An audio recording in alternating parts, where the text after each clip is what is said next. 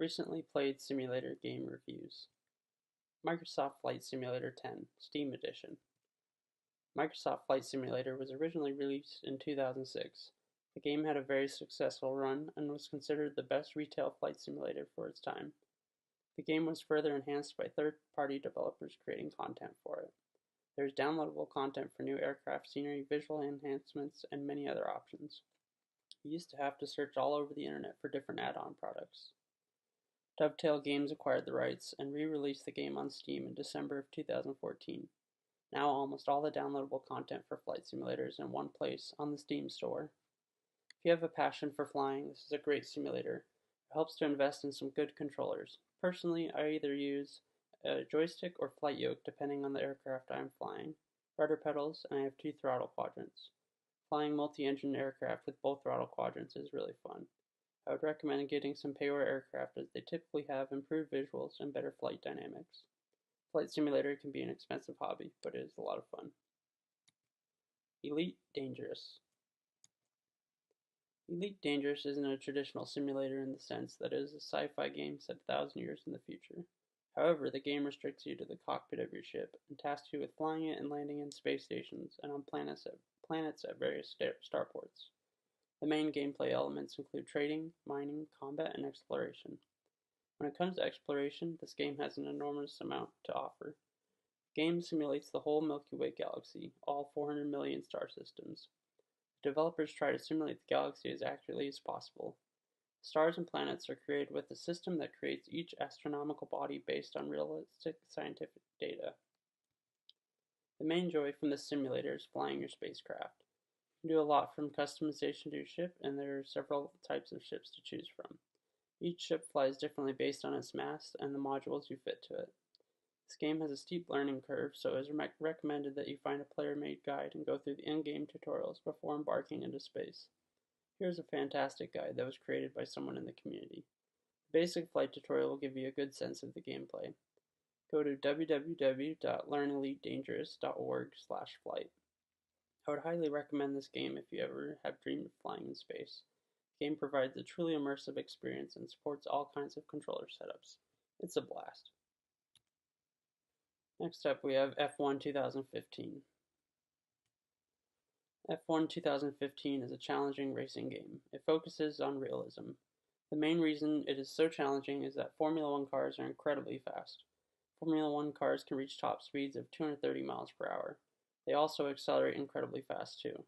I found this simulator to be a good challenge. I usually play racing games with manual shifting, but I found it was too difficult to keep track of the car and shifting at the same time. I think the quick acceleration made it more difficult to shift efficiently. I no longer own a racing wheel, so I was using a Steam controller. I found there were some issues with getting the game to recognize the Steam controller. I might have had an easier time setting up controls if I had been using a racing wheel instead. The racing itself is pretty intense. I haven't tried the season mode yet, but my friend tells me it's a lot of fun. I've just been doing individual races against either computers or my friend. There's a new version released every year, so I'd recommend getting the latest edition. I only got an older one because I have an older computer. If you're looking for a challenging racing game, look no further than the F1 series. Train Simulator 2018. I have tried to get into Train Simulator a few times, but I have been unable to stay interested in it. I'm not a huge train enthusiast, but I've always found them to be cool. At one point I even considered being a train engineer as a profession, but I decided against it. The main problem with Train Simulator is the onboarding process. The tutorials are frustratingly boring, and there are a lot of them. I made it through 4 before deciding to give it up this last time I tried it. I did a free play mode that was a little bit more interesting, but I had no idea what I was doing, so I got bored quickly. The other issue I have is it doesn't have good controller support. I tried to set up my throttle quadrant as my controller, but it didn't recognize it. I had to download a third-party app to program the controller.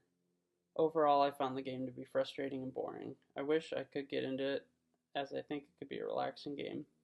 It also features the ability to create your own routes, so I think I would find that interesting. It'd be like having your own model train set.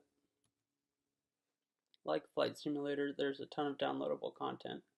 This simulator is actually owned by the same company that has the license to Flight Simulator. The nice thing is that this game is updated every year for free. If they put in a good tutorial, I might give it another shot sometime. beamNG.drive. beamNG.drive is a true simulator experience. It's an early access game, so it's still a work in progress, but what it lacks in polish it makes up for in realism. The main draw to this driving simulator is the soft body physics engine and the developer's extreme attention to detail. This driving simulator lets you drive a wide variety of vehicles in several scenic locations. My favorite activity is to drive an off-road vehicle in southern Utah. It's fun to try and do some rock crawling or to just drive as fast as you can off a cliff and watch the car crumple and roll over repeatedly. There are some maps that are designed as stunt courses, complete with big jumps and loops. You can also do different scenarios such as a police chase or a destruction derby. If you're looking for a driving simulator with the focus on freedom to explore instead of being confined to a racetrack, this is a great option. There are a few racetracks in the game and you can do a limited number of races. There's also a large modding community, so if the base game doesn't have what you're looking for, you can probably find something interesting there.